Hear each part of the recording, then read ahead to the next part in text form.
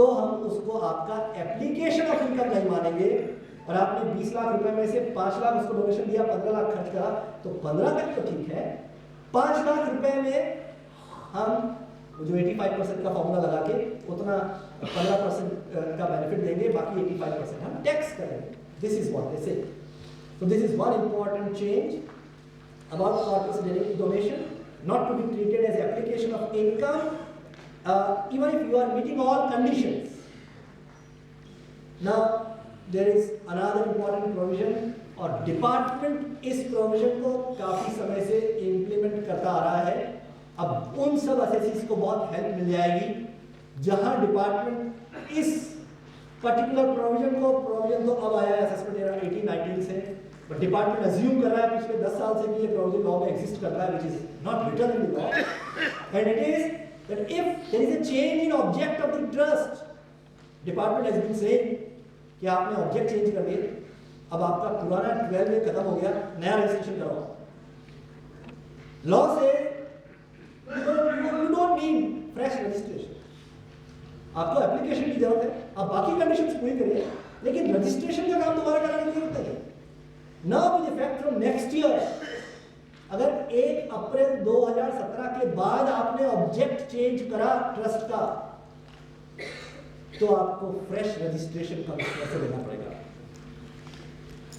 So please mind, if before that object is changed, the existing law would apply, you are entitled to do that. Existing, it doesn't mean that you are not required to fulfill other conditions. You are required to fulfill all conditions.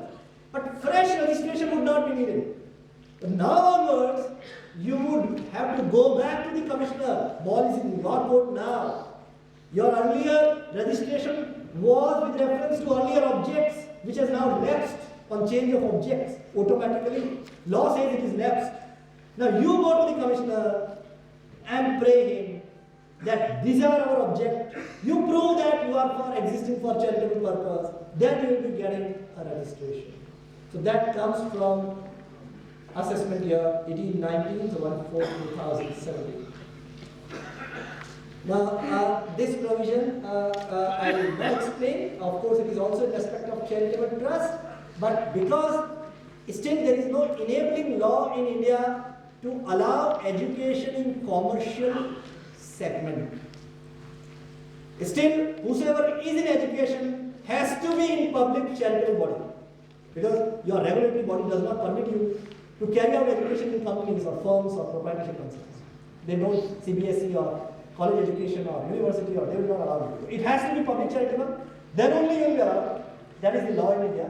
But they are envisaging a law or a regime where they will be converted to commercial, or this section is applicable, a new section which had come last year, would be applicable in certain cases where you violate, breach the conditions. Then in that case, there is a trust की जो market value है assets की, उसके basis पर एक tax लगता है। ये भी कह रहे हैं जब हम मार्केट वैल्यू के बेसिस पर हम टैक्स लगा रहे हो, आपने कॉमर्शियल एंटिटी में कन्वर्ट कर दिया है चैरिटेबल ट्रस्ट से उसको, तो हम फिर आपके हाथ में कॉस्ट जो उस मार्केट वैल्यू में टैक्स लगा दिया, तो उस मार्केट वैल्यू को आपके हाथ में एसेट की कॉस्ट ट्रीट करेंगे। that was just a mistake in the earlier law which they have corrected. Now for startups, there are certain provisions, certain amendments which are there, and one of them is very important. आप सब लोगों को section 79 मालूम है। अगर किसी company में loss हो एंड उसके बाद 2-3 साल बाद उसमें प्रॉफिट आए, लेकिन जब प्रॉफिट आया तो शेयर होल्डर सारे बदल गए, लॉस के समय शेयर होल्डर दूसरे थे, तो सब कुछ कंडीशन सेटिस्फाई करने के बाद भी section 79 of the income tax law says that unless 51% shareholders are same which were there in the year of incurring loss, you will not be allowed to carry forward and set up the loss. This is the existing provision. पर इनका prime minister का, finance minister का कहना है ये provision startups के लिए बहुत हार्श हो जाए, क्योंकि स्टार्टअप्स में क्या होता है, स्टार्टअप शुरू में काम चालू करता है 1-2 लाख, 5 लाख, 10 लाख कैपिटल से, उसके बाद जैसे उसका बिजनेस बढ़ता है तो उसको और कैपिटल की जरूरत है, उस कैपिटल में उसको लोगों को कैपिटल देनी पड़ती है, कैपिटल देनी पड़ती है तो वोटिंग राइट और शेयर्स भी देने पड़ते हैं, तो उसका बेचारे का स्टेज रिड्यूस हो गया, बहुत कम हो जाता है, कई बार 10% ही हो जाता है, उसने चालू किया तो। अब शुरू में तो लॉस हुआ, बाद में प्रॉफिट हुआ, उसको सेट ऑफ करना अलाउ नहीं किया, तो फिर दूसरे लोग जो स्टार्टअप में इन्वेस्ट कर रहे हैं वो लोग इन्वेस्ट नहीं करेंगे। So what they have done, इन्होंने इस 51% फॉर्मूला को चेंज कर दिया है ओनली फॉर एलिजिबल स्टार्टअप्स। दूसरे लोगों के लिए 51% फॉर्मूला अभी भी है, but for eligible startups they have change. And what they have done, what we want is कि आपका 51 से नीचे हो गया, 35 हो गया, 20 हो गया, 5 हो गया, 1% हो गया, जो भी हो गया, लेकिन आप वहां शेयर होल्डर तो हो ना, आप तो आपके बेच के नहीं गए share, it is because of dilution. दूसरे लोगों ने और शेयर लगा दिए इसलिए आपका कम हो गया, आपने आपके शेयर तो नहीं बेचा था। You are still the share holder, ये कंडीशन सेटिस्फाई करनी है आप। अगर आप जिस लॉस के समय जो शेयर होल्डर था वो आज भी शेयर होल्डर है irrespective of percentage of holding, तो कैरी फॉरवर्ड सेटअप का बेनिफिट मिलेगा, लेकिन वो पहले 7 सालों के लॉस के लिए ही मिलेगा। वो कह रहे हैं अगर ऐसा आपका स्टार्टअप है जो 7 साल बाद भी लॉस में चल रहा है तो अच्छा है कि आप बंद कर दो उसको, कब उसको चलाओगे, क्यों चला रहे हो उसको, बंद ही कर दो तो अच्छा है। तो इनका इंडिकेशन है कि 7 साल में आपका धंधा नहीं चले तो ज्योतिषी को दिखाओ, कोई दूसरा धंधा चालू करो, forget this business. Now to cooperative banks, they have now brought them at par with the other banks. cooperative banks को अभी 43D में cooperative banks नहीं लिखे हुए।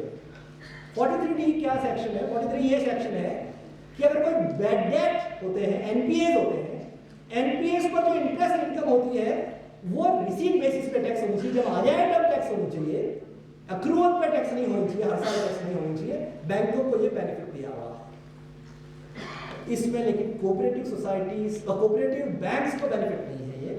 कोऑपरेटिव बैंक्स को भी ये बेनिफिट है, उनको भी, उनका भी नाम शामिल कर दिया। उनके केस में भी interest on NPA accounts would be taxed only when it is actually received.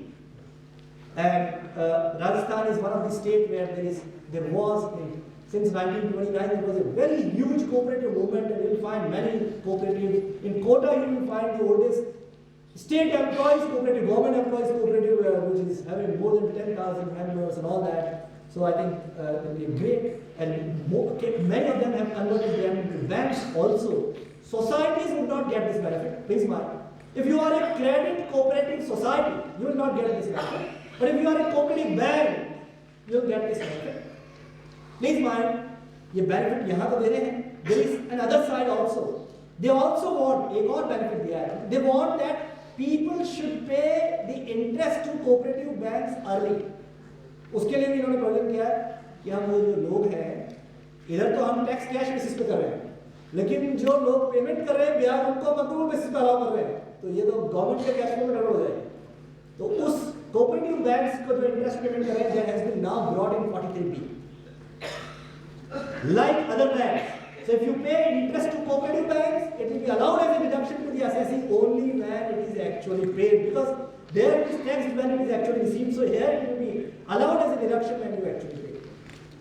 And now you have 1038 capital gains में ये प्रोविजन आया है जिसमें बहुत सारे लोगों के मन में बहुत सारे सवाल हैं। इसमें यह आया है कि आप जब शेयर बेच रहे हैं तब तो आपने स्टॉक एक्सचेंज के थ्रू बेचा और STT दिया है, लेकिन वो शेयर जब खरीदा था तब STT नहीं दिया, ऑफ मार्केट खरीदा या IPO से लिया या किसी नॉन लिस्टेड कंपनी का लिस्टेड कंपनी के साथ मर्जर हो गया, इसकी वजह से आपके पास लिस्टेड के शेयर आ गए, तो जब खरीदा तब तो वो अनलिस्टेड शेयर था, अब लिस्टेड आ गया। इन्होंने इस सेक्शन में लिखा कि लॉन्ग टर्म का बेनिफिट हम तभी देंगे जब उस शेयर पर खरीदते समय भी आपने STT दिया हो और बेचते समय भी STT दिया हो। तो खरीदते समय STT तभी दिया हुआ जब खरीदते समय वो लिस्टेड था।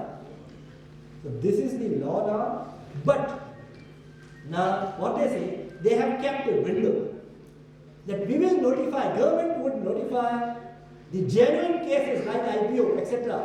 यहाँ IPO में खरीदते समय तो STT, IPO में अगर इन्वेस्ट कर रहे तो कैसे STT दे? तो उसमें आप कंडीशन मीट नहीं कर रहे तो लॉन्ग टर्म का बेनिफिट नहीं मिलेगा, जबकि IPO को प्रमोट करना चाहता है। Like IPO, there are other genuine cases। other genuine cases कौन से? जैसे एक कंपनी आगे लिस्ट हो गई हो, आज अनलिस्टेड हो, बाद में लिस्ट हो गई हो, तो खरीदते समय तो आपके शेयर नॉन लिस्टेड थे, बेचते समय लिस्टेड हो गए, you have not paid STD at the time of purchase, so what they say, we will not allow, but they kept a window. The government will notify those categories of cases which will be allowed the benefit of exemption from long-term capital gain on sale of listed securities, despite the fact that at the time of purchase no STT was paid. So they have kept this window, and what has been indicated is IPO and FPO and these kind of subsequent listing they will be covered, but we don't know because the notification would come now. It may come before March or maybe after April, but from 1st of April this new provision will start, and there are many of your clients who might be in the process of listing, but you have to be very cautious that whether this notification, you have to make appropriate representation, because what is not intended should not happen. You should make appropriate representation to the government. All of you are aware about 50C.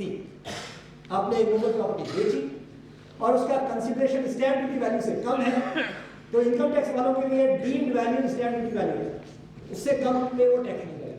That is the minimum benchmark. इनका कहना है कि immovable property में तो ये formula है, लेकिन दूसरी असेट्स में लाइक कोटेड शेयर्स में तो ये ऐसा है नहीं, जबकि कोटेड शेयर में भी हमको वैल्यू पता है कितने में बिकनी चाहिए और उस आदमी ने उससे कम में बेची, तो उसमें भी 50C जैसा प्रोविजन लगना चाहिए। So they have introduced a new provision 50CA. CA resembles with chartered accountants, so 50CA.